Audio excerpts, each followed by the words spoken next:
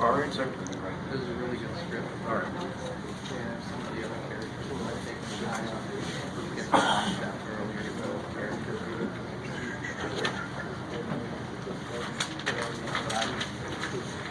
No problem. Thank you.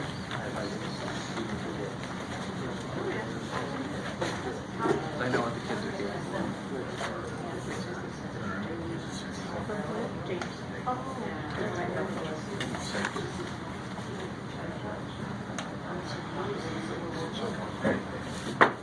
I'd like to call this meeting in order. Rise and say the pledge.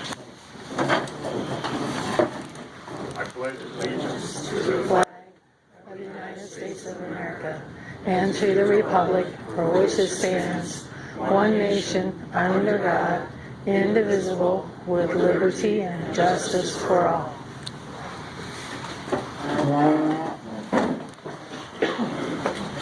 Anybody else got a tape recorder? I'm more than happy to put them on the table. Okay, bring it up here.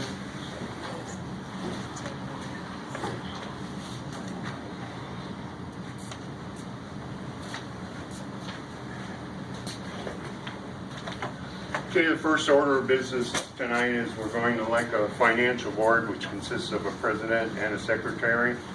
Their duties are to monitor and check basically the books. They're double check on it, and they meet at least twice a year. They can meet quarterly, or they can meet twice a year, and they produce a report, just giving how things are going as far as investments and that.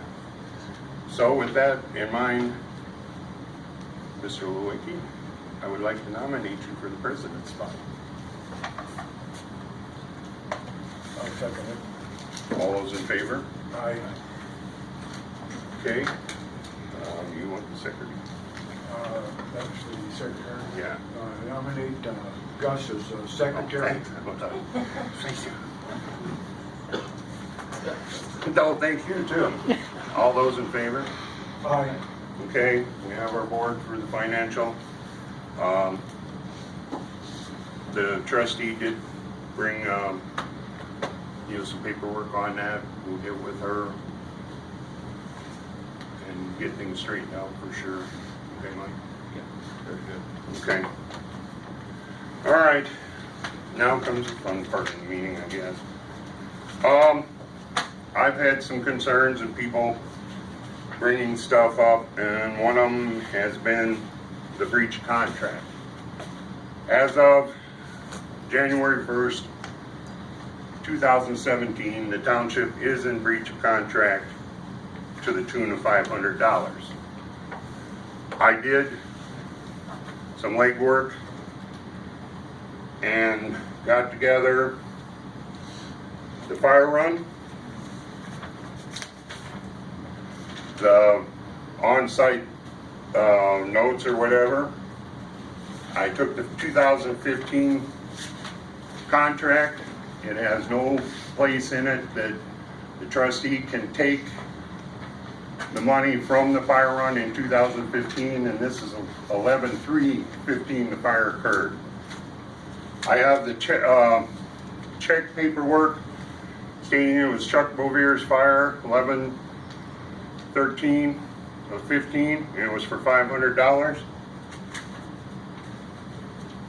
And I have the trustee's letter stating that she had removed $500 because the firemen had deposited money in their account for a fire claim.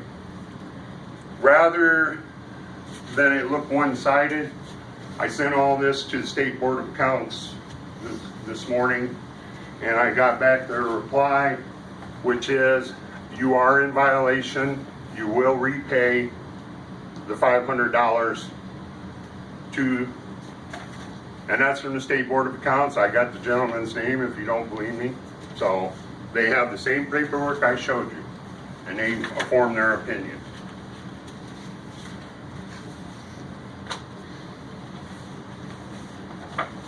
So I would hope that you could get a check to Chief Corus by the end of tomorrow. If you can, then I guess I'll call the State Board of Accounts again.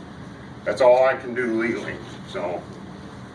The next one is Will Sermon and the EpiPens.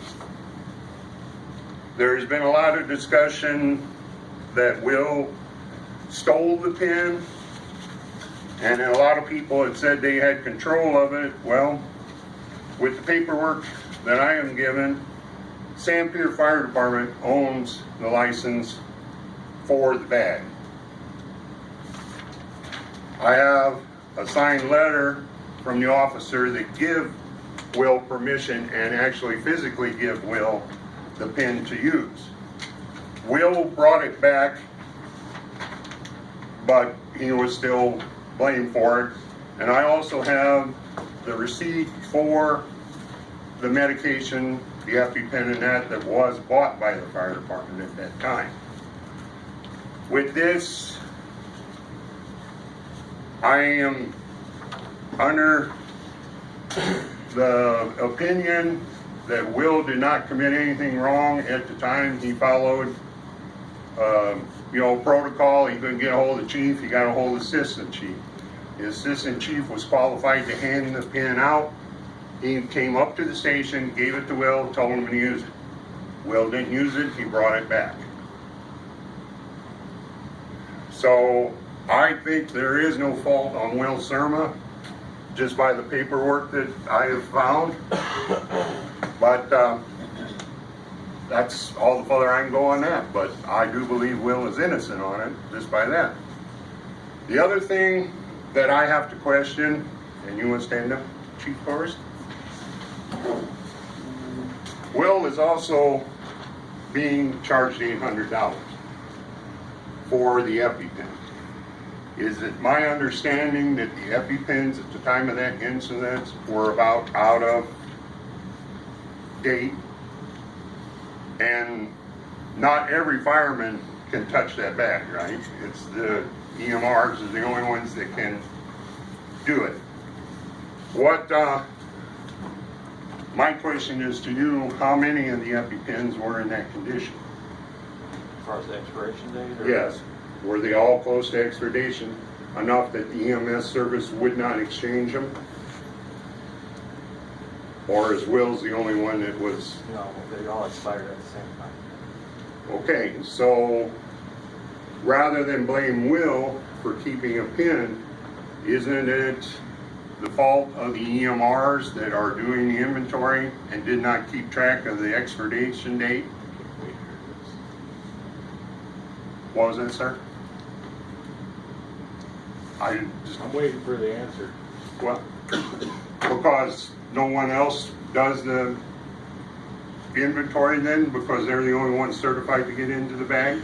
Usually a first responder is doing the inventory on that vehicle. Okay. So if you're dealing with a bag of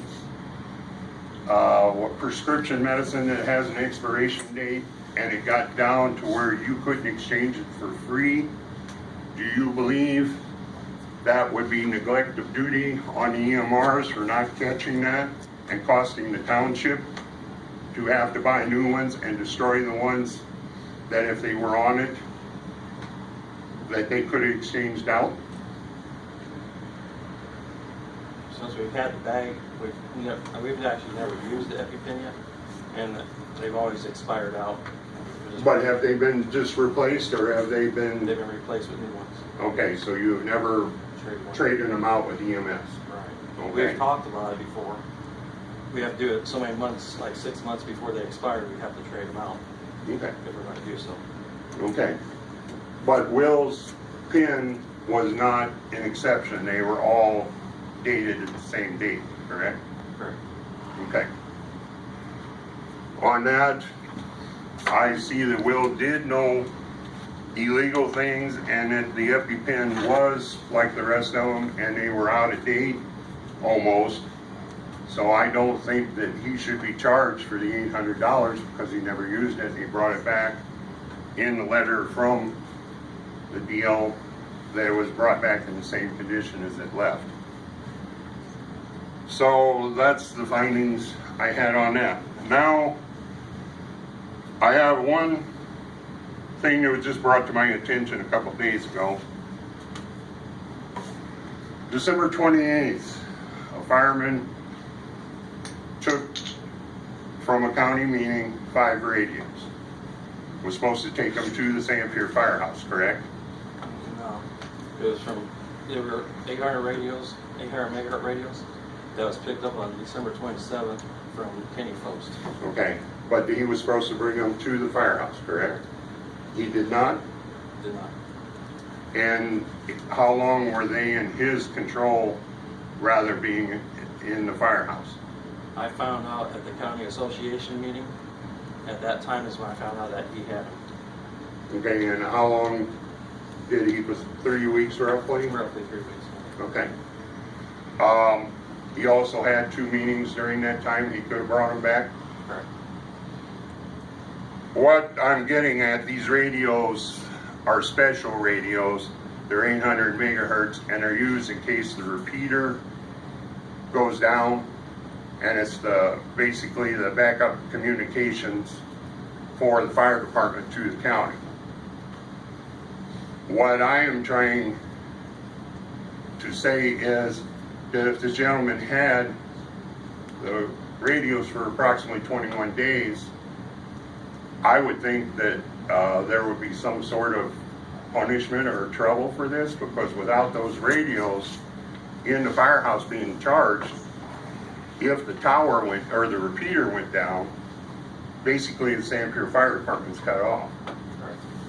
And he did not have the chargers, he just had the radios. Correct. So even if he came to a fire, they would not be charged if you need it. As far as I know, yes.